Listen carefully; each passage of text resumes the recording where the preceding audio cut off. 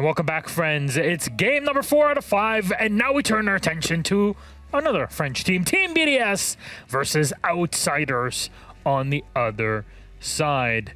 Very excited to see how this game actually shapes up once we get into it. But before we do, we got to prep you and make sure you got all the information, all the baggage necessary before we toss to it. Welcome back to the Analyst Desk. I'm Miloš Tometic. With me are Fresh and Fabian. Let's have a chat about these two teams. First of all, the team that actually made it to the Charlotte Major, BDS. Fabian, your thoughts? Yeah, BDS have all these question marks for me because they keep qualifying, they keep getting to events, but then when they actually get to events, it seems like someone's throwing, I don't know, something into the machine and it just stops working.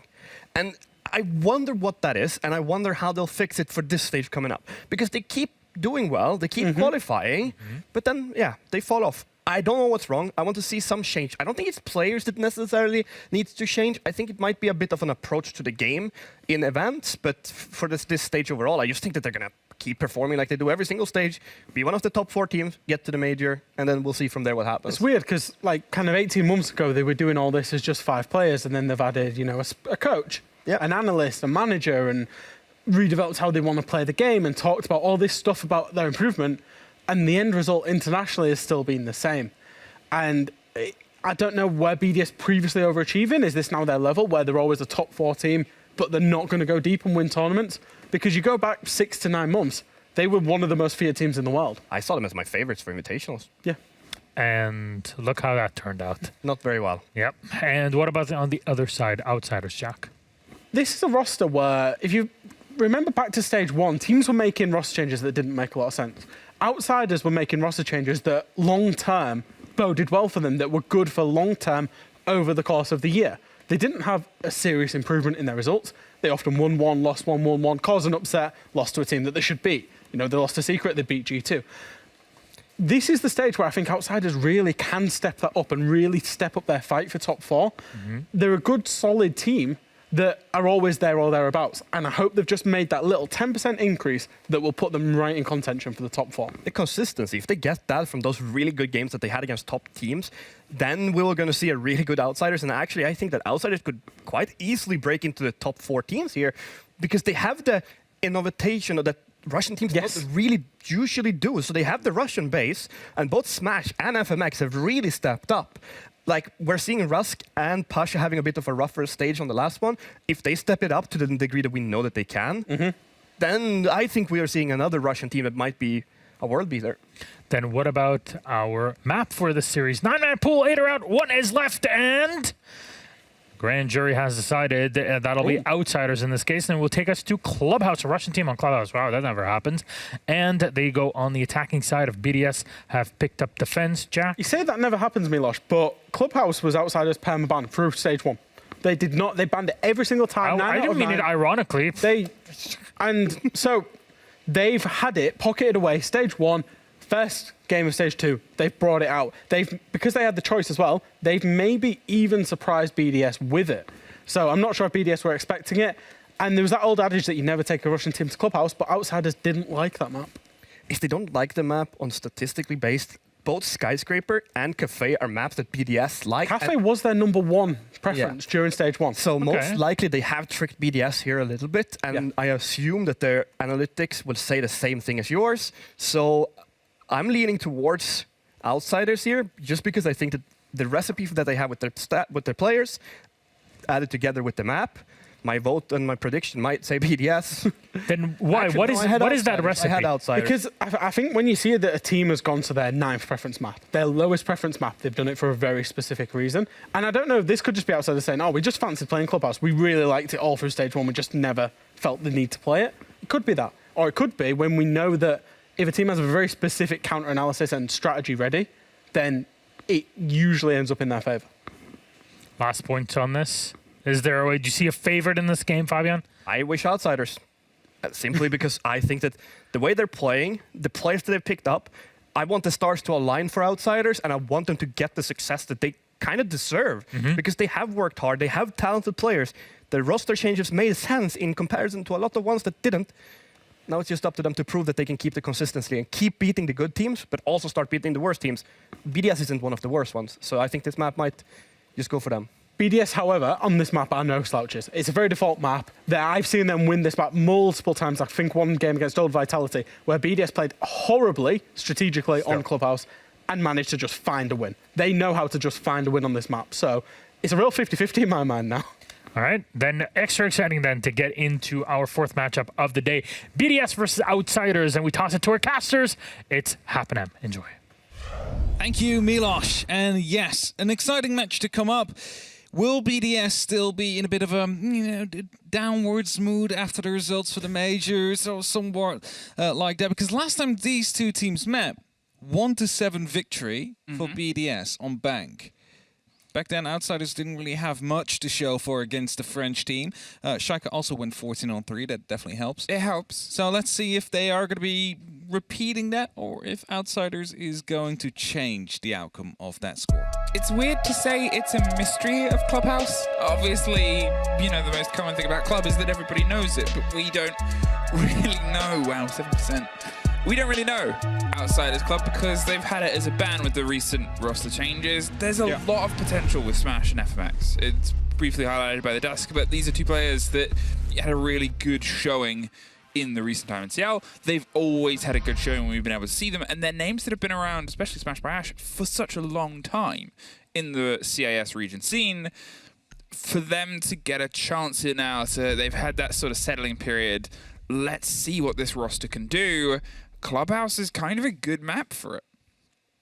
For sure. It's that one map that everybody knows how to attack and most will know how to defend as well. It's one of the most played maps just in Siege in general, which makes it pretty basic. So it will come down to efficiency and being able to outplay your opponent better than they will be able to find you. You know, maybe make sure the grenades are on point with the drones that come in, or just that you're a little bit quicker on the trigger for going for a push eventually through the CCTV. If we're looking at the bans, the Maverick to be gone is no surprise. The Finka then also not really a big surprise with the current state of that LMG. The Azami could be really problematic on things like Rafters, so suddenly CCTV could have been able to be held by defenders again if Azami made it through. I think this as a map for Azami is powerful. Azami has her role, and it's going to grow. That's the thing about Azami. Obviously, she was the last of the quarantined operators. With Sens, they were straight into the meta and straight into this game as well. We haven't seen Sens today. No. We saw them quite a bit in APAC, but APAC is APAC. They love to try new things. It was attempts, but we didn't really see the Sen's light screen to be used in such a manner where it was like, oh my, this is going to change the game. This is going to change the meta. The green screen, I quite like that one. The green screen? Isn't it more turquoise? Was the word? Turquoise. Turquoise? Yeah, but what's a turquoise screen versus a green screen? Yeah, well, I'm sorry. I was just trying to argue to call it there. But, oh, wow. Well, that would come in guessed? handy if we were using it to paint a room, but we're not. In fact, they use it to paint lines. Okay, Azami even is banned. Azami is not on the board, and the reason it's powerful on Clubhouse is because we know Clubhouse's holds. You know Rafters, you know Hatches, you know how you're going to approach this, or people are going to be approaching you. You're also with BDS in the realm of BDS, and BDS, they can play new ops. They were one of the first adapters of Flores, for example, and they showed how powerful he could be.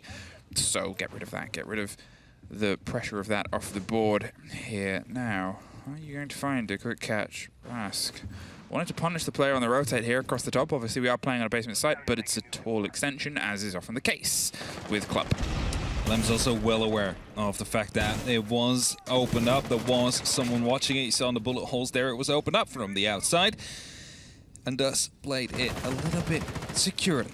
Quick opening there onto the CCTV walls. Not, of course, the final place where they need to go to. And as FMX will be using the second exothermic as well, the jacuzzi will be opened up. A minute has passed and BDS is all together falling back towards that side to turtle in. They've used two of those not C4s, one's being tossed up. Two of those exothermics, which means there's nothing left in the pockets of FMX, which then also means that Milon will have to do the rest with those X-Kairos, which basically limits the flexibility that Outsiders have at this point.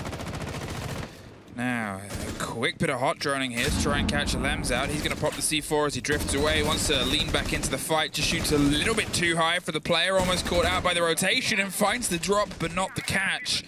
Oh, he toyed with the idea of going back to get the finish there. And as the sledge is going to make things a little bit more awkward, they're waiting and hoping that he gets a little bit closer, but they know they're baiting out utility. Smash finds a double. And that is straight down the corridor. A great maneuver there. They kept the pressure so hot. Outsiders, they had the pressure from above, and Smash just swung his way round, down and underneath the main stairs. Took the bite, took the 2 players, and put himself back. Bit of tunnel vision there from the side of BDS, aware of the fact that there was 2 players right above. An injure occurred as well, and they wanted to go for an execute, or at least a confirm. And that cost them 2 lives in the process. FMX back up. BDS still below with the Nitro cells, just staying put, not moving too much. Gets the Nitro off. That's an injure, not a kill again. A second injure indeed. And Rask will be able to be picked up potentially here. It's always tricky. That's 2 times a player's gone down. 2 lack of confirmations. This time the sledge of Rask is sitting, waiting patiently and hoping to get a pick up. It comes through. And now they are back to, I'm going to say full strength. There's 5 players. That's all that really counts here, though. 30 seconds. The push comes down towards the side. The swing up to AKs gets 1 as Shaiko is able to at least find 1 on the way out the door. The 4 versus 1 now. Been off very long. Outsiders. Their pace was go. And that was all they knew that round. A very solid round indeed. And again, going to basically blame it on the fact that Smash able to walk down the main stairs whilst 2 of them were worried about the players up above, gets that double kill, and after that you can just snowball. It's the bottom floor, you can go for these trades, you lose 1 player but you gain 2 back, and they will win that very first round. A quick rehost to be coming underway though, and that means we have some time to recap that round further. Probably good for BDS this moment. I think that shook them awake. I don't think they expected that much pace and volatility. It's a roster that's always had that potential, Outsiders. They are, even in their previous forms, one that's always had that opportunity for biting. They've always had that sharpness, that moment to go, okay, it's go time. And you used to see it on maps like Consulate, you used to see it on maps like Coast where it lent in well to that. On maps like Club or Cafe, on the sort of heavier maps, sometimes they have a problem with getting a little bit slow. Yeah, they didn't have that problem that round, and I think BDS sort of went, uh-oh. Yeah, for sure. And again, I mean, BDS did the right thing at the start, right? The first minute, everything was well. They basically forced Outsiders to open up CCTV, to open up Jacuzzi. After that, you start taking the top floor control. That's what Outsiders did. You get those drones out, you start making sure you get the first floor under control so you can open up the hatches.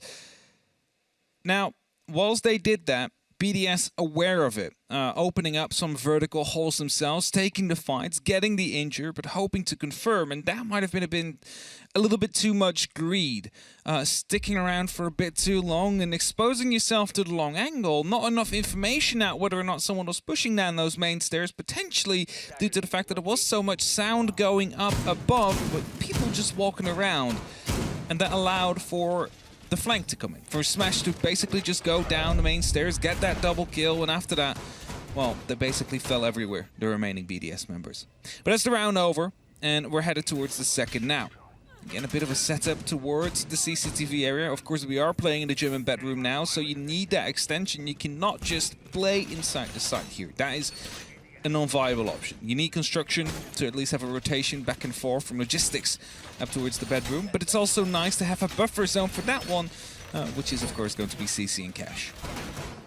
BDS, a moment during that tech time to talk and see if you can try and, I guess, regain some control of what was very out of control. You thought you had the pace sort of metered. At least you were attempting to slow them down with the C4 moments and see if you could just scarper what was a very quick, hard, heavy approach. Outsiders disagreed, and they made sure they kept it. Obviously, the opening swing getting a double kill down in the main corridor of pretty much the core of the site itself. And here it seems like they want to get in and underneath. The hatch is pinged as it opens, so Patch is not going to go entirely that way. Rask opens up just near the side. They're waiting for some clarity from the drones, but here already this fast, they were hoping to get a bit of a loose thread. None to be offered. Not yet, at least. Pasha still around though. Could be hopping up these main stairs soon if it wasn't for the barbed wire out there. And thus he will decide to, well, play around this bar. Maybe sees if someone else will come down or up, or maybe drop that hatch as it has been opened up. Maybe for an emergency exit on the BDS side. Well, that's it. As you said, construction is a very important part of this hold, and you can see that they're trying to funnel some pressure now. And Pasha is in a waiting position, whether he catches somebody rotating underneath or above. Either way, he is there, and that's the problem that he's hoping BDS have no awareness of. But it's only a position that can be played as powerfully as the rest of your team can force movement. And that is down to, well, the rest of your team. At this point, you can see the drones and they're whirring their way towards BDS, who's trying to bandit trick on the far side, or at least just stop the approach via the remaining charge in his pocket of anything that might get rolled. A Thatcher on the board makes things a little bit awkward, but not entirely awkward. No, it's easy to get rid of one of those bandit wires. It's just the issue that you can now place two on the same area. You do no longer need to get rid of one of them to place the second down. So the Thatcher basically doesn't really counter the bandit at this moment in time. A bandit trick still easily done by BDS if the need may to be arise. So they need to take care of the main stairs, or they need to open up the castle barricade inside the gym so they can challenge him from the highway, neither of which is currently happening. So BDS basically allowed to stay for free right now. Yeah, they thought somebody might be just on the door. It was a clever idea. Open the hole of the floor with the first grenade and try and lob and thread the second one through the bars towards the door of logistics, but it didn't quite come together. Another grenade from underneath, and at this point BDS are just sort of sitting and waiting. It's time wasted, and FMX wasted too. There's the thermite off the board. Lems is able to spray through and get that opener here on the side of BDS. They've forced the bandit off, but the bandit still has the stronghold, and there's only 20 seconds left. So what are you going to do, Outsiders? It's going to turn into a little bit more of a pressured push at this point. As I said, sometimes they're a bit slow, and here suddenly they've got to go. The pressure comes up the main stairs. Milan gets dropped, but it's a trade out all over the board on the far side. 2 versus 4, and now just the last player left. Pasha sprays through, gets one, has a handful of seconds to try and find any more. They put a little bit of pressure down, dance either side, draw all of his focus to take out a little bit more. The pre-fire there stops him on an approach, and BDS find one back. The time will run out, and BDS indeed will equalize the score here, and it took too long opening up the wall. A simple grenade underneath the drone hole would have done the trick, but both nade operators playing below, trying to find them with those depth charges, but none to any prevail. And with that, the wall stayed closed for too long. They weren't quite able to deal with the bandit that was actively tricking there, because there was no highway control to open up the castle barricade either, so a bit sloppy from the side of our Outsiders. Definitely an improvement point for the next time they do decide to go gym, as that didn't really work out for them. Now, we head towards CCTV, a site that is often picked third now, as is portrayed here as well. With Azami, I believe the site becomes a bit more viable, as the garage is a bit easier to hold on to, as you could just close down these gaps between the panels, which makes it harder for the attackers to get rid of you. But Azami banned, of course, and that means that we're basically playing the good old version of this hold, which often seems to be falling into the attacker's favor nowadays. It's the awkward position of CC. You know what's needed to be done here, and I'm wondering if this is going to be something that can drive Outsiders. The fuse is going to be able to theoretically clear off any of the danger and drama on the other side. They can put the pressure onto that wall in several different ways. It's just choosing which one and seeing if BDS can try and stop it is the opposing thing. But the worry before was that Outsiders, as you said, took too long to get the hard wall. If those common problems are the one that caused them the biggest of problems, then at that point you have to work out what you want to do. Here is going to be the timing. Smash is going to roll this in. Ooh. They're going to try and get the deploy just in time. Is there going to be the catch here? What wall has been chosen? Is the first pop going to fall off? No. Yes. Actually, oh! Lem's just out there in time, but there is going to be another placement, and that's the wrong choice there, Lems. The wall will be opened up. Good use of the fuse there, I dare to say. Also some small chip damage done towards the Lems, but still 2 canisters left for them to use, so plenty of opportunity to get other kills with it potentially. Obviously, if Lems had been able to get the bandit charge on the other wall, it would have stopped the fuse charge, but it was well placed and played. The risk paid off, and bandit tricking, well, it's a dying art. It's one, unfortunately, that is pretty much dead in this round. FMX, he widens the pressure, opening up the bottom of garage now, which is step 2 of the multi-step process of how do you take this round. There's the pressure here from underneath, Renshiro just dabbling on the rotation towards lounge. They obviously have the swing and the pressure onto Adam. They dropped there onto Logi to see if they could try and get a bit of a wide catch, but Shaiko is the closest thing playing in construction with a softed approach from the bedroom. There's a lot of verticality that has opened up due to the fuse, however, which means that lounge is going to be a bit more viable to play for the defenders as well at this point. Often one of those steps that you need to take control of, one of those areas that you need to make sure no C4 operators play, but with these openings, even a simple gun will do the trick for a default plan. Now, Pasha is looking to take control of these rafters. Rask is out there to help as well. They need to get a grenade over onto panel 2 to potentially displace that player. Now, the big question then is there an ADS out there? They don't know that yet, so they need to work together to get rid of Rafal in his current position. And as he stands up, he basically shows himself to the breach, and that's a free kill for Outsiders. It's always a tricky one because you know that there's pressure from out there. Smash doubles down, finds Alems as well. That's the Bandit towards the back line of sight there, whether he swung out and wanted to see if he could try and push red and get the player on the breach. Did not work in his favor. Shaiko, though, does. He's able to find his way back into the site and take care of Smash in the meantime. Looking over towards the rafter side, there's the player on the backside of stairs, but look at that timer once again. 20 seconds, FMX with a huge kill, but they're looking through a smoke canister. They've got to try and break through. Breede's got another 2. Renshiro underneath, puts the gun down at the worst possible time, and now it's down to Breede. He's crept his way in underneath. He's hoping to see if he can try and get a call in. Changes to a gun at the worst possible time, though, once again. Siege timing hits, and once again, Outsiders get around.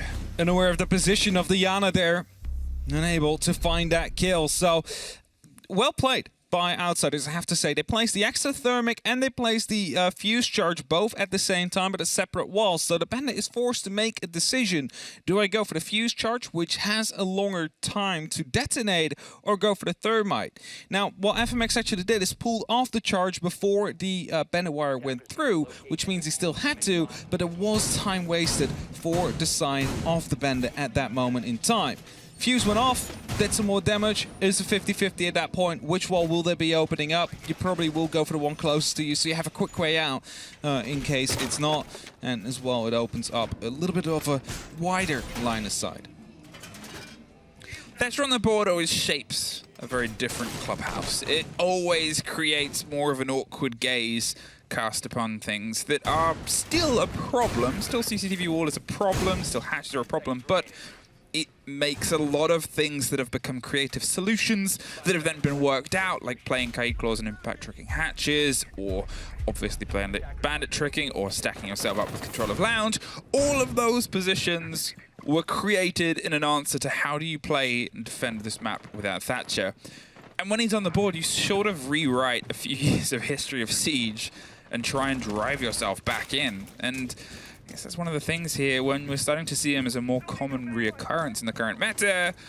It's plays like that, it's moments like that where BDS were trying those old solutions, but unfortunately the problem had been erased. Alrighty, 2 minutes 30. Top 4 slowly being taken under control here. Renshiro playing with that Bandit. The Lems on that Kaid is looking to trick the hatch here. Now, this one is a bit more successful.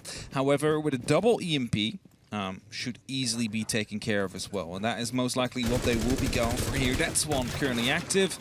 Just waiting for Smash to be tossing some of these softballs up. Oh, that's been picked up, so he's realizing that it's not currently the right moment to go for it. Drone's coming out. Not quite sure what timing they're waiting for. I mean, they are very stacked up in the bar. Potentially C4 that flies out is what they're afraid of, so they just wait a bit longer. I mean, they have the time currently. They don't need to get this opened up ASAP. That's also a very big help. That's the Kaid gone, so there's nothing else that can just currently stop it from being not breached. Alems has been so hyper-aggressive on those holes, and sure, it almost netted him a kill on the way out the door before, but here it's just another bit of punishment. It's that problem that BDS sometimes have, where their game hasn't been guessed, but well worked out by Outsiders who are here playing a map they had at a permaban with all of this knowledge. BDS keep themselves going at the same pace and hoping it comes together.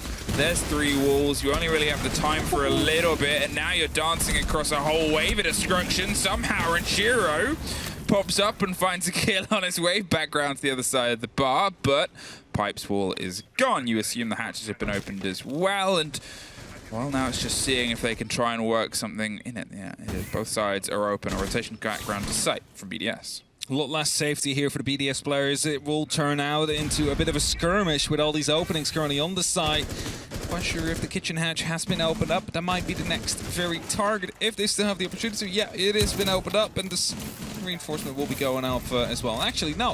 BDS will stop there, and Shiro finds a kill on the hatch as well, so brings it back to a 3-4. BDS then again in charge, but still a lot of openings they need to worry about as Rast takes a lot of damage. That's almost the second gift over the top of the hatch there. He bit one, and here's Rafal doing everything. And I said it was the School of Alem's book before where they're biting back into holes, but here they're actually trying to make some work of it until Pasha and Milan find one apiece. But once again, the timer is low. Here, 14 seconds. They have the ping on where the kit's going down. Shaiko's looking for the angle, but they're playing it quite loose and aggressive. Very well wasted.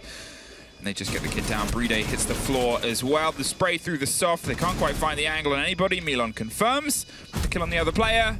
And then one more. Outsiders, 3 rounds. Some might be thinking there that, you know, the Jaeger the Bandit might have played that a little bit wrongly. I tend to disagree because the walls have been opened up, the hatches have been opened up. You need to challenge. You know they're on the main stairs. You cannot just let them take the church because there is that safe plant spot on either the black box or behind the bar. So what they try to do, I said it before, it's turning into a skirmish. They need to make sure that they're constantly on the fight. You waste time that way. You try and stop them from truly moving in, but as soon as the first kill falls, Outsiders instantly pushed that trigger. They decided to just jump in, get their plant down, whilst the final kills came through as well. And a tactical time I call by BDS, because it hasn't really been going too well for them. That's 3 rounds for Outsiders, and the only site BDS have been able to win was the gym and bedroom. And that one, I criticized for the fact that Outsiders just didn't deal with the jacuzzi wall quick enough. It took them up until 30 or 40 seconds left, and they could have done it within the first 30. It's that sort of tricky problem, I think BDS are in, and I'm going to highlight the word that you threw out, which was skirmish. It's getting scrappy, and the thing about Outsiders is they can work well in that environment. As I said at the beginning of this, they've always been a roster that can get aggressive. They've always had this spark. The problem is it's not a consistent spark. It's one that is massive and terrifying and fantastic on one map, and then the next, it is dulled. It is not as confident. And here, I mean, you just look down the board of the current scores of the 3 names in the top left, and that is that energy, that is that pace, that is that application of these players who do not shy away from fights. They don't care who they're up in the server against. All they care is, are they on their day? Yes, currently. And it's down to BDS to see if they can just try and regain some control, because that flat control is what's missing at the minute. That's it. They're basically being outclassed so far onto their defenses. The weak spots are being found, and they're basically just hammering on those, and will be able to force mistakes onto the players of BDS. Just think back at the CCTV hold where Smash was able to find a player onto the rafters due to him stepping out a little bit too much. Just those 2 steps change an entire round. Positioning, important. And now, as we go back towards the basement, again towards the site, they have lost twice before. BDS are certain of the fact that they might be able to make a crucial change here. Well, Pasha, once again, quite quick in there. Looking for anyone that might be a bit loose. They haven't come in with the same pace towards the hatches as they did in the previous round. I think they've got an idea that there is maybe a player up on the top ropes, but they've actually dropped down and hidden themselves inside the canvas for now. And it is this, a little bit more of a cautious approach. Lems still has holes to peek through for now, but is actually holding off just for the minute as all the pressure starts to come through from Rask. Suffers a little bit on the other side, but expected it. And here, they're not leaning in entirely. 2 claws still in pocket. The pressure from the Yana down main, and there it is, an early throw onto the first hatch. Just to sort of say, well, here's the pressure, here's the mark, let's get cooking. Playing in a different position now where it can toss these electric claws between either the triple wall or the kitchen hatch there. Of course, easily cleared off if a grenade will be able to make it through. And as these Hibana pellets are going in 2 by 2, it's not something you often see on this side. It's often the case in the kitchen hatch, but might have been afraid of an electric claw popping up there as well. And then it's better to waste 2 rather than 4 pellets. Well, this is one of the first times we've seen BDS not try and throw themselves at those vertical angles opened up around the top of the main stairs. They are playing a little bit more cautiously. Here it is, though. The claw went out on the right-hand side, Renshiro's electroing the left, and that is what you wanted. That's the result. They've stopped the Selmas. The C4 doesn't quite get the full catch, but most importantly, now they cannot get through and get the plant on that wall. Without a little bit more of the X-Kairos, which means that Kitchen Hatch would have to stay solid, and that's that sort of risk. And this is something that Outsiders haven't had to deal with before. The maths of running it, are they just going to try and throw themselves into the fight? Pasha, with the drop, is going to try and ease their way around, fires through and gets a Lems down cold on the ground, but he's not entirely out. He can give calls and positions and plays. Popping in, and Renshiro pops up. There's Pasha over the top and suddenly traded out. Shaiko dropped in the midst of it. A 3 versus 3. Lems was finished, and they're still playing close on this angle. They're not entirely sure if the player has gone. Here comes the X-Kairos, you assume. No, they're actually long gone off the board. Shaiko is able to find one more for his trouble. Rafal down the main corridor, 5 seconds, and simply holding their cards to their chest has given BDS a round. Important change there. I mentioned it before. Lems playing a bit further back, not being that aggressive where he dies early on with Electroclaws in pocket.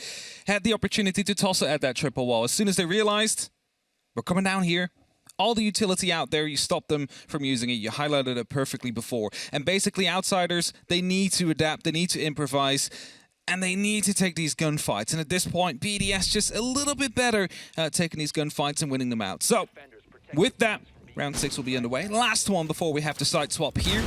BDS will be choosing to go back towards the gym and bedroom. Now I'm going to highlight it again. The last time it was a mistake from Outsiders to not deal with the gym wall quick enough. They left it too late. They took too many losses on the way there.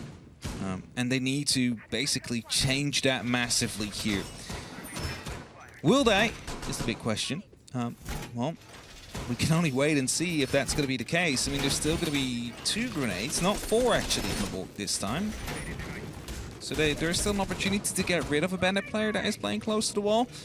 That was going to be a bit more difficult. You could actually go for concussions, I guess, with Pasha. Would also stop Bandit from placing down the utility.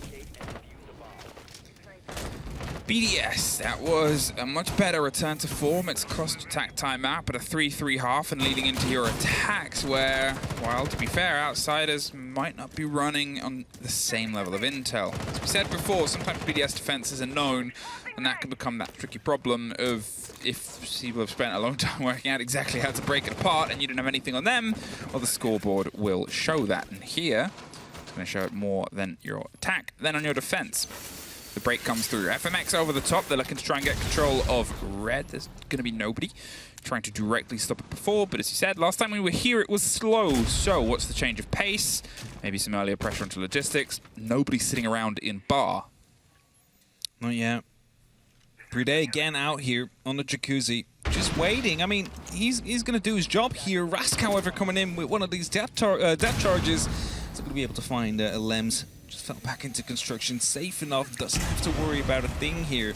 Except for the open window and potentially the wall behind him that just has been breached. Not completely. Slide opening that has been made. Claymore taken out. No, actually not. Shaiko's not going to go for the run out there. Or the fact that would actually kill him.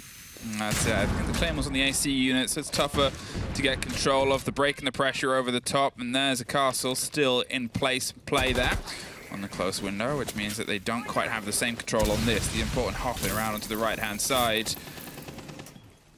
Did he just knife?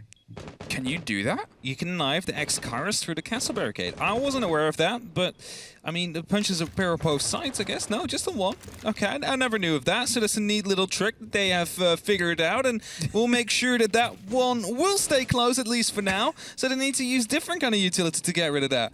We're going to see this a lot, just people punching out. Do I tell somebody about this? I think we've just did already. Come on, get it. Oh my word. Oh, it's just one punch now, I think. They just decided to blow it up with one of those impacts. Fresh didn't know that. I didn't know that. Did anyone at home know that? That's the first time I've ever seen that used in a comp setting. I mean, I guess we'll see how long that's used. Pasha takes good use of Alem's head there, but 40 seconds, and now the break's got to come through onto the site itself. They're looking to try and isolate that player on the top of red, and they're also looking to try and break their way through onto Bride here. Rafal. He's not overextending. He's not entirely throwing himself out, and that's the big worry. Smash has to sit here and wait for the swing on this player until he gets a confirmed kill, but as Bride goes down, it's going to force a movement from the Jaeger. Smash has to be the one to get the catch here, but 20 seconds, the pressure and the onus of time is still on them. 5 versus 2. Rafal, you're not all that's left. You did get Smash, though. You did get Rask, though. The swing out there on the CC window nets 2 huge kills. One behind him to watch, then one in front of him. Here, a 3 versus 1. He just needs to find the kit, but he can't. 4-2. Outsiders will still win, though, even though BDS able to smash out the X-Kairos pellets from the castle barricade. I hadn't seen that before. Is that? I'm still like, obviously, you know, until something is decreed as playable or not playable, it's playable. Yeah. That's the moral of the story. It's an interaction I don't know if they know exists, but now everybody will. It's clever. That's definitely going to appear on Chaos's Twitter. One of those... It's going to be on the subreddit. It's going to be in the subreddit. It's going to be in your sure. ranked games. Probably people are like, oh, I already knew that. I wonder if you can just knock everything then. Like if someone puts a fuse charge on a castle, can you just punch it through? Possibly. I mean, breaching charges. Breaching charge? Like, theoretically people can shoot your toes, so be cautious, but at the same time, the worry of playing a castle on a window is that somebody can just roll up and fuse on it in certain environments and certain ideas. It's not the most common, but let's just paint that as a worry. Now if you can just punch the thing off. Potentially. We haven't checked Potentially. Somebody run the numbers. Somebody run every single gadget right now. We need to know which ones you can get through. 4-2. Outsiders in that lead on the defense now, and a lot of shields to be deployed around these red stairs. ADSs as well to stop any explosive from coming through. So they're truly making a bit of a fortress there.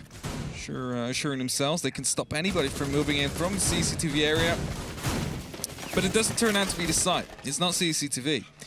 It is going to be gym and bedroom.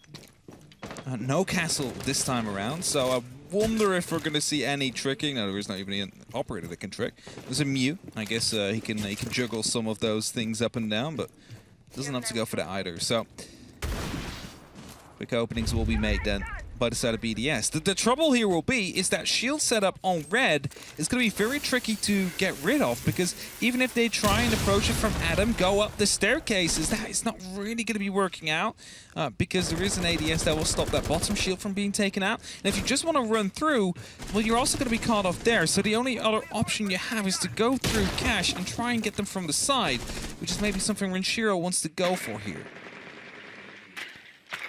Wow, a quick bit and bat of approach here. They're going to try and pinch these players. It's one of the sort of ideas that we saw before from Outsiders. They had that just hold and the pressure. They had the breach opening. But here, BDS are being much more stringent. They're going to try and take the players.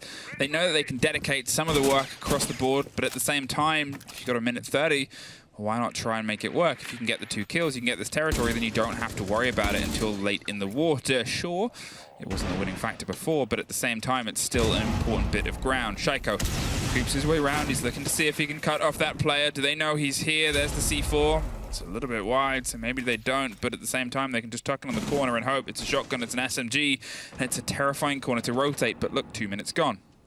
Nate being tossed over, but Pasha, the first one to fall. That is on those red stairs. I was going to say, that is kind of the fortress that they need to get rid of. Now, this nade will take care of Milan. Goes in the DBNO state. They might not know. A drone will need to come in to confirm that. But with 55 seconds on the clock, there is definitely going to be a good opportunity for BDS here to quickly catapult off these 2 opening kills. Oh, it was a very aggressive position there, a risk by Smash, and it did not pay off at this point. With no players on site, Rask has a lot of distance to travel. Will he try and do it? There is 30 seconds. It's not entirely over, but as the kit's coming down, they can assume he's off site, so they'll be holding all the routes background. You can see the players on the door. There's one out on Jacuzzi to the right-hand side, a post-plant, and the pings come through. But in a post-plant 5 versus 1, it's not going to be very easy. BDS with a huge bit of pace to bite themselves back 1 round, 4-3. Checked everything there. The opening kill, the plant, and the flawless round to win it in the end. And see if they can keep this up currently. First round on the attack. Absolutely flawless. Managed to isolate these players. They realized that the red stairs were going to be an issue, so they got rid of the ADSs. They got a grenade in there. The shields were taken out, which makes it a lot easier to get rid of the player. And as they found him, and also good knowledge of the position of the second one. A grenade tossed over to quickly confirm him as well. Currently changed it. Again, 5v3, it's a massive advantage. You can just continue snowballing from there on. So Outsiders, they need to prevent that from happening. They might need to be a bit more passive, a bit more focused around the site. Set yourselves up with some nice little crossfires so they aren't quite able to go for a 1v1 without being punished instantly. Because that's exactly what happened. That first kill came through, no one was there to reply. Second one came, no one there to reply. And a third one came, again, no one home to reply. Because they were all 1v1s where the members of Outsiders didn't really have anybody there to back them up. All right, BDS, that was a very clean approach, and that was a huge bout of power, something that, to be fair, we've kind of been missing. You went in with these scrappy engagements, and as we said, the true test of Outsiders now is going to be on their defense. Sure, BDS might not have the straightest answers towards the game you want to play because you've hidden it for so long, but they also don't have the full read on your approach. Your attacks can be a little bit more malleable than your defenses, and there is something that is solid as anything. A perfectly played and bounced grenade. Rafal's going to see if he can get the cleanup, the spray through, and there it is. Now with that player taken off very quickly, Rask is gone. It's a 5 versus 4 with still over 2 minutes left. Pushing on a bit of a roam here around the bar as well. Has a small amount of support on the main stairs. I believe coming down from FMX. The Smoke is currently deciding to go on a bit of a roam towards that top floor. I'm not quite sure how I feel about that one. It does get spotted off. It's a second entry again. No one there to reply. I said this the last round. Outsiders are not playing this in a trade game. They're not playing this with crossfires. They're just solo all around the map, but they get picked up and punished for it. Well, the pressure's starting to rain in here over the top. Smash and FMX both damaged, and FMX finished off as well here. They're seemingly losing any control of BDS player Shaiko. Swings and finds Smash behind the big blue box, and now there is a minute 20 for Milan to try and survive. He's able to take a bite of the first, waits for the grenade to pop, and decides to rotate further up. Suffered a little bit on the spray round. There's a player waiting.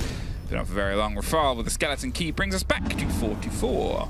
If that grenade was pulled out just a little bit earlier, it would have been a second flawless round on the road here. So didn't work out for BDS. Not a flawless, but still a very good one. Only a single kill so far gained on Outsiders. Their defense side. It's not something that looks too pretty here. Bar and Stage up next. Hoping they can find a difference maker here, but as long as they do not play that trading game, as long as they keep on being picked up on individual positions without anybody there to even try and go for a response, BDS is probably just going to be able to find the same result time and time again. There is an echo on the board, however, so there is going to be the opportunity for those Yokais. Now also Evil Eyes there to provide some extra information. Might be trying to go for a bit of a stall game here from Outsiders. However, if the last 2 rounds are anything to go by, they weren't quite successful in stalling out BDS too much. BDS just able to punch through whatever they tossed up at them. Is that Joe? Remember they punched the castle? Oh yes. Like okay, 3 sorry. rounds ago. I forgot that. No, I didn't forget that, but I was like, what joke did I make without realizing I made it? I gave you the laugh anyway. Thank you. As I appreciate it. That's my job.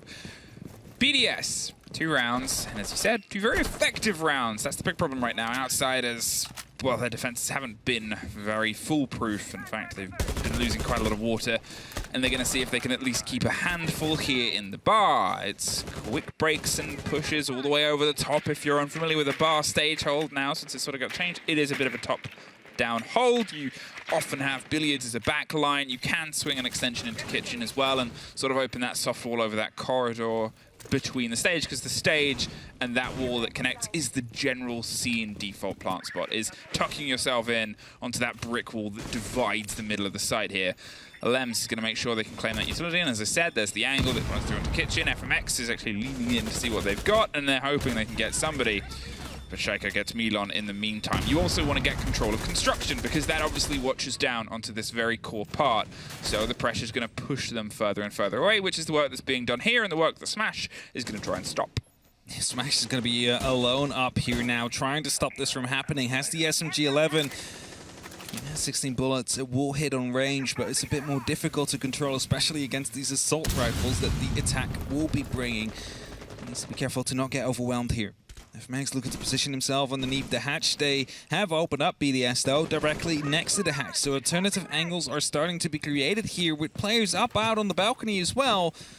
It's going to be very difficult. Here in the bathroom, actually, ADS there, stopping the shield from being destroyed. So Grenade will have to do the job instead. Takes a small amount of damage Pasha there, but he's no longer able to play in the bedroom now. That's it. It's a bit of time that's sort of added onto the tally here of BDS, but they know how to move behind it.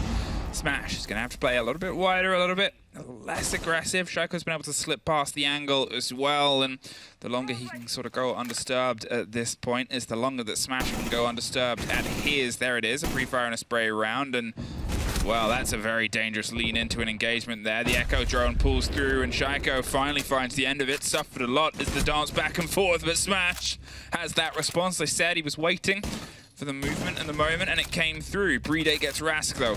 The 4 versus 2 down towards the site. They're still eyeing up the chance to plant. I assume that stock wall is open, and FMX is blinded twice and thrice. The smoke canisters cover the idea and the action that's coming through. BDS's been able to get himself tucked in and ducked behind the table of 2 versus 3. Smash gets one more from the top. Rafale gets smashed, though, and one more. That is BDS pulling ahead.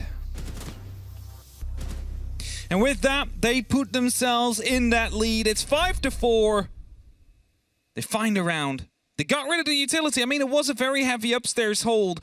There was players out there in CCTV/construction. Then we had one in the bedroom who tried to go for the fight with Shaiko. Didn't quite get it in the end. And slowed at the top floor fell. And yes, Smash able to stop the first diffuser from going down, but quickly lost his life right after that because there was that man advantage on the side of BDS. And Outsiders, they rightfully will be calling their tactical timeout right now because it just isn't working currently. They just aren't able to put these rounds on the board that they need to put on the board, let alone kills. They're struggling on kills, not even just the rounds. I think it's just 3 now in total over these last 3 rounds. Not very impressive. Actually, it's quite problematic. And does they need to change the way that they're currently playing to stand a chance against BDS? Because otherwise this is going to be ending in a 7-4 victory. That is not what they want. After that first half that they played quite well, 4-2. It was very well played. It was, as I said, though, answers to questions they'd been studying for. Yeah. And I think that was the most apparent thing. They knew where they needed to be. They knew when they needed to be there. And that's the tricky problem now is it's tougher to gauge an approach because BDS are answering questions. And sure, they haven't been able to study directly because Outsiders didn't play this in regulation with their new roster over the entire first stage. But BDS have done quizzes about how to take care of defenses many times. They've, you know, they have a lot of transferable skills. They're also a bit of a clubhouse expert themselves. Yeah. they like the map. They've played it many times before, so I don't think there's any defense anymore that will truly surprise them. I think they've seen it all nowadays, and we'll be able to literally bring an attack to everything. Talking about everything, it's a Ying that's currently on the board, so maybe we will see a bit of pace coming out from the side of BDS with that Ying on the board, Rafale carrying it. Of course, Hatches need to open up first. Might actually see a kitchen drop. Get some quick shots down with the Candelas and drop right after. It could be anywhere. It could be a pressure down towards oil in the back of blue. It could be maybe just a charge round. It's rarer to see on dirt because it really isolates the way you can funnel yourself in. You want a bit of width on the other side of your Candelas rather than, well, they can just sort of spray blind towards a narrower space. Here, I guess it's down to Rafale to see what he can work out. The 2 heart breach charges is also a very good pocket gadget. They're sort of bringing that alongside the Hibana instead of doubling down on hard breach the same way that we saw Outsiders or a lot of other teams do. As soon as the hard breach gadget came in, yeah. Clubhouse was one of those big maps where we sort of said, well, this could change things, and BDS might be one of those teams. There's Buck, one of those operators as well that carries it and already very important in terms of verticality. Also puts a lot of utility in one pocket dome, so might not be the best. Well, it's good to take it, but redundancy is always good to have. And Renshiro now playing on that soft breach is starting to open up here. Soon those hatches will continue to be opened up. Flame drones are already down there, so nothing really to worry about for BDS's sakes, except for these C4s. They might just pop up at any given moment if you're walking over one of those soft floors, so they'll be definitely aware of that. That might be it. No damage done actually towards Renshiro. Stepped out just in time. I was gonna say, I think he just had a bit of space there onto the cemented floor, so he has some of that safety here. Lems is trying to put the pressure down on towards the kitchen side there. Dropping and waiting to see if anybody is playing directly under the hatch. No, not anymore. The meat jammer that they tucked into the corner means it wasn't so easy to drone out. The first impact didn't get the connection. That went to the roof of the kitchen. Yeah, a bit too wide. A little bit too far, too high.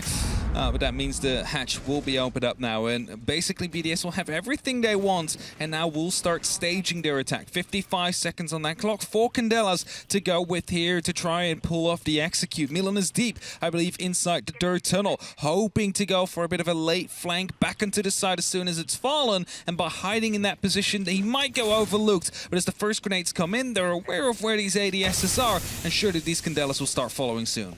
Now, obviously, the canister pops off, 30 seconds, and they still have a couple more, so here is where the Candelas might start to roll. One down towards the side of dirt, the drop comes through on the backside, the grenade's through, and that off to the third box. The spray over the top, Ranchiro gets a kill there towards the corridor, but the kit's gone cold. And in amongst it, covered by the smoke, they're going to try and pick it up, but Milan keeps popping out of dirt and showing what he can do. Smash, he's taken care of, but Shaiko, in the meantime, is able to get a lock in. 3 versus 1. Smash is still doing bits on the far side. BDS, they overestimated how much control they had, and a single player in dirt cut that kit in half. That's what I said. I mean, they tossed down the Candela for it, but Milan hoped he would have gone overlooked there, and indeed he did. They didn't pay attention to him enough. You could have just made a simple opening inside the dirt, you know, at least put up some pressure on him, so he needs to be worried about a potential push from the back, but as nothing came through, and it's not a matter of the fact that they didn't have any heart breach left, because it was still the gadget, the heart breach gadget on the side of Ying. One left they could have used there, not the case. And thus 5-5 on the board. Back to the gym and bedroom we go. Now, a flawless round last time here for BDS.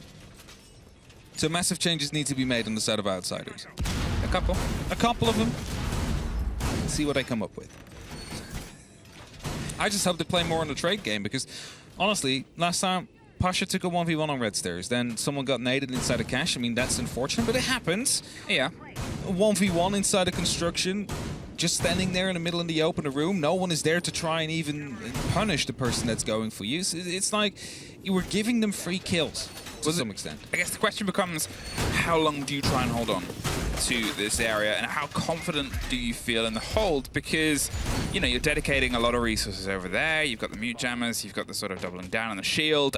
Are you going to see if you can put a little bit more utility there to try and hold on to it for as long as possible, or do you have it as a little bit less of a satellite hold? Do you try and, I guess, have yourself situated to maybe have another route out, another way around? You still have to keep control of construction if you want to do the direct rotate, which isn't always easy because of, well, how quick it is to do this.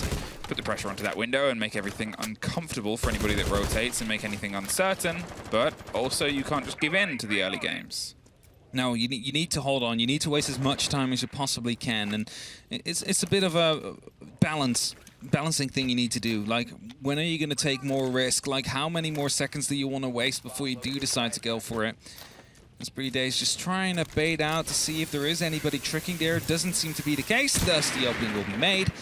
Now they can start on opening up towards the red stairs, towards cache, and maybe find themselves in a 5-on-3 again.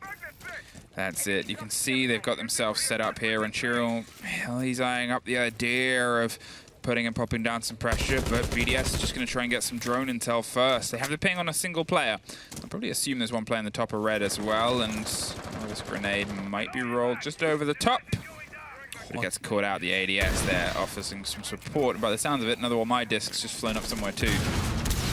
Milan still taking some small damage though. The my disc not quite activated yet, so he will live for now, and that means that they need to rely more on these gunfights to come through. Shaika well aware of the player that is inside a rep, but it could just completely bypass him by going directly for Milan on top of that table. But that's exactly what he does. He just gets that kill, and now he knows one is inside a red. Deals a little bit of damage to Pasha too, but takes more than he dealt. I mean, just leading in there and taking the firefight. It's a decision to be made, and Smash, he's here. He wants to offer some support, but as I said, construction becomes so deadly in this sort of situation. Everyone knows how important this round is. Whoever gets it is the only one that has a guarantee of full points. So you can see that Rask and Pasha with the rotate, they're just making sure that they can keep everybody alive. Time wasted, sure. 50 seconds and a player loose in strip might be a problem here. Do they know where Rask is? Well, now they do. And does he know there's a second one trying to close down? They need to try and put the pressure here onto either Alems quickly before Rafal shows up round on the backside. And Rask, he's looking for the fight here. The drone is coming. Pasha from underneath as well. There's the spray, there's the prey. They're hoping they're only paying attention to one. Pasha. Oh, he doesn't quite win it out, and Rafal finds Rask as well. There's the pressure that came through on the backside, and suddenly those two players underneath are gone. 20 seconds, and Smash is going to lean into the main stairs. He wants to try and catch them off a bit early. The smoke canister forces movement, and Smash finishes it off with a full stop, but it's a 1 versus 4. He is all that's left to try and stop this. Takes one, loses the other. BDS 6-5. And they have the opportunity to fight for 3 points here to start their stage off strong against Outsiders. And yes, it isn't a 7-2 victory. It isn't a 7-3, but it's still full 3 points. Those will matter. And of course, there's a top 4 that directly will qualify to the 6 major Wordle. Is that We don't know what it is yet. Is that... No, it was just a word puzzle posted by R6 Esports account. You don't have to think about it. It might mean nothing. I'm sorry. It's just a fun puzzle. I tried to type in like many different things. Just because a puzzle gets posted doesn't have to mean wasn't anything. it? Esport wasn't it? So You could just be there just thinking about fun 6-letter words. Just because it comes from the R6 Esports. oh, It could be anything. Desach. That's You hatch. can't have the whole desert. No, Seven letters. I try many different things, but 6 Milos. letters is just so limited. All right, The only person whose 6 names is Fabian. I've seen that tried as well, Fabian. That wasn't a word, unfortunately. No, but it's the only 6-letter name out of all of our talent. Yeah. Medics is 7 letters easy. No. No, I just want. I was like, what I'm am I gaslighting I'm him. counting it. It's not the case. You could also do easy with two extra eyes. Yes, I was just quickly. Did I miscount? No. 3 eyes in the end. 5-6, match point. 3 points on the line here for BDS. Are they going to be able to get it? Big question. 12 points. 12 kills. I mean, Shaiko currently looking to lead in yet once more. And I said it before, like they need to go for the firefights onto Cash. And were they able to? Back then, yes. Are they able to now? Well, quick dispatch there off the Evil Eye. Spots the Maestro as well, so they know one is behind the bar. Let's see if they can get some utility behind it to get rid of him. Well, here's the Candelas, and here's a much earlier spray. There's an Ossa, there's a Brede with a kit, and there's an E1D. Oh no! Everybody's blind, but it doesn't matter if all you got to do is hold F. You can see the Echo drone stops the plant, though. A huge play and a huge take. Milon finds 2 round on the backside. Smash gets 1 as well. It could have been all over, but Milon has other ideas. Lems finds 1 and amongst it. Pasha bites back, but an Echo drone and a huge flank is the difference there. Keeps them in it, finds them at least a point, and the opportunity to fight for 2 now. And suddenly we're BDS, you know, they made some quick pace, they had a good opening, they wanted to go fast. It shows you why you need construction control. It shows you why you need to have someone there to stop anybody from using the hatch against you. And they lack that this time around, and it will show there at that moment. And now overtime on the board. BDS will start off on the defense, which hasn't been the best side so far. Only 4 rounds won over the last 12 played by both these teams together. Now, are they going to be able to change that? Are they going to be able to slightly shift that in favor of themselves? Or is Outsiders going to be able to take the 2-pointer now? Oh, it was just that moment. You saw what was happening, and a lot of other teams, they might have gone a different way, but between an Echo drone that could and a Milon that did, well, Outsiders, they stay fighting, and there's always going to be a potentially close game. I think us coming to club has been something that, as I said before, has worked in Outsiders' favor. They were very good on their attacks. They were very good at reading BDS. If they take this, suddenly it's in a very good position to go all of the way, and that is a very good position for Outsiders to find a win. Another OT for the day, and Renshiro is going to see if he can try and at least slow the instant approach. If there's anything that's been a bit risky here for Outsiders, time is definitely there. Time is there. 2 minutes 30. Let's see how quickly they can open everything up. They need to be worried, though, about a potential roam as well. They need to make sure everything is droned out. That's exactly what they're doing right now. Some verticalities to be opened up as well, and you see those last couple of members quickly rotating back across those main staircases. So no one left to currently strike unseen, like Milan was able to do in that last round. Quick, some fire being put down, claymores being set up to stop any potential flanks from coming through later on in that round when they do decide to switch their guns to a different kind of position. These 2 minutes on that clock, those hatches they need to open up soon. Well, he's waiting. Milan is eager, he's ready to go for it, and there it is, either side. As soon as they got the clarity that they could, they did, and Alems, is he going to use a C4 to open this up as a roam? 2 claymores, both gone. And now Rafal has an option of full rotation, just checking that it's clear, and now he can wait and strike at the right time. A rotation timed perfectly here could define the entire round as pressure's on the hatch. Rafal is at the bottom of his, heads to the top, and starts a route. Starts to head up towards the steps. Now, he's still waiting to see whether or not he had been spotted, whether or not he had been hurt with this current flank that went through. A lot of drones on the side currently. Openings are starting to occur as well. He needs to be quick, and as Renshiro gets the very first kill, Rafal now realizes that there is some save ground to be made here in a 3v5. He can end this now. He can put them onto match point again. Well, here it is, a rotation round on the other side. He's still got unchecked. He's just walked past one man. No, he hasn't. Turns back round, gets dropped. 4 versus 2. But still was able to make things work. A 3 versus 2, 40 seconds.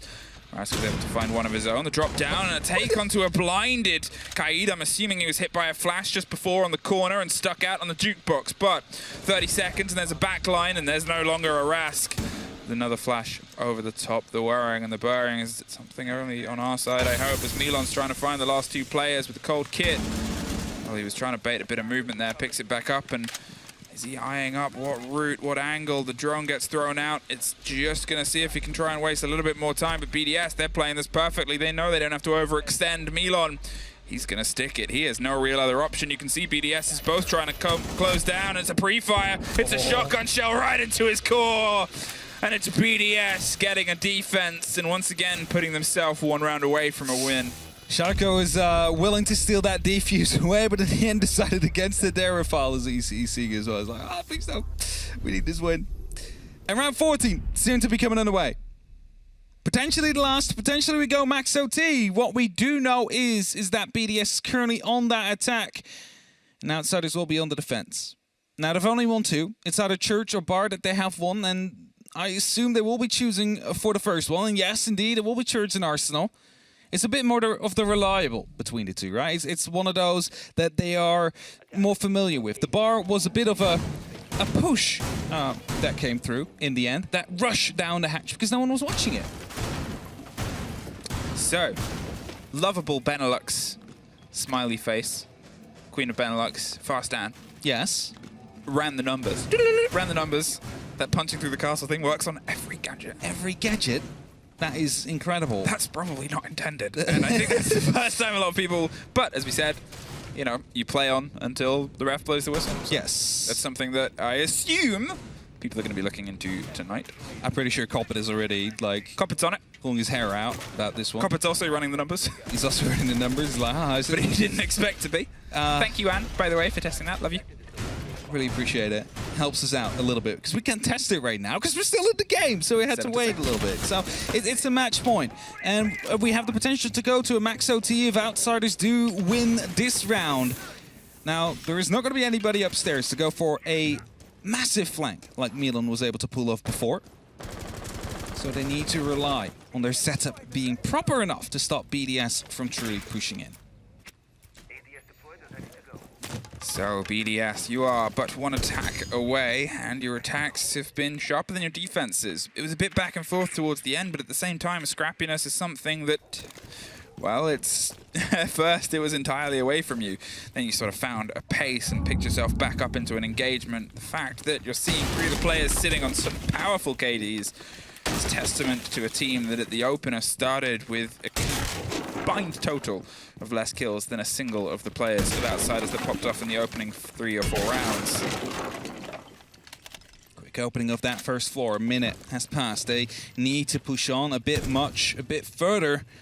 It's hatches. Again, they need to open up quickly, and they need to make sure that this time the push is on, because what we saw the last time, the Candelas went in, they were being shut down by the player that's inside of the dirt tunnel. He went unaccounted for. They need to make sure that that doesn't happen again. And does they need to make a decision quickly? Where are we going to be attacking from? Are we going for another drop? Use the Ossa, the talent shield with that, to make sure that we have ourselves a nice little nest to sit inside of. A bit of a safe space as these flashbangs come through and deal with the player inside of blue as he has been forced out. A quick Gemini will confirm that Shaiko. Look at that. Everybody stacked up on the A-bomb chassis. They don't have that blue control, but there's definitely people watching it. There it is. You can see the kit changes hands. Alems is getting it ready. Rask is that only line here. They've tried to go quick, and as more pressure comes through, Rask is just going to pull away because he knows that is the first herald of the grenades that come through. Shaiko gets that opener, pulls away into the smoke, looks for a second and finds it. Alems and Renshiro putting pressure onto the back of the boxes. Suddenly, things are slipping away, and suddenly they slip a little bit further with it locked down. A BDS flawless to end a fight back. It went almost all the way, but that was a lot further than I think a lot of people expected here on Club. Outsiders, unfortunately, just 1 point. BDS 2. I mean, you saw at the early predictions, the public thought that I believe 7% of the people who voted, Outsiders would win. So, I mean, they were quite close. It was only just 2 rounds away as they managed to make it to OT. But more importantly, it is going to be BDS that takes the victory here, take 2 points home. And they start their stage off strong, but it could have been just a little bit stronger. Just a little bit, but it is the opening play day. It's time ahead of them to work on things and see what they can bring to the table. Talking of tables, well, we've got a really nice one. It's called the Analyst Desk. You'll have to wait, though, to tune in after this quick break to see what they have to say on it.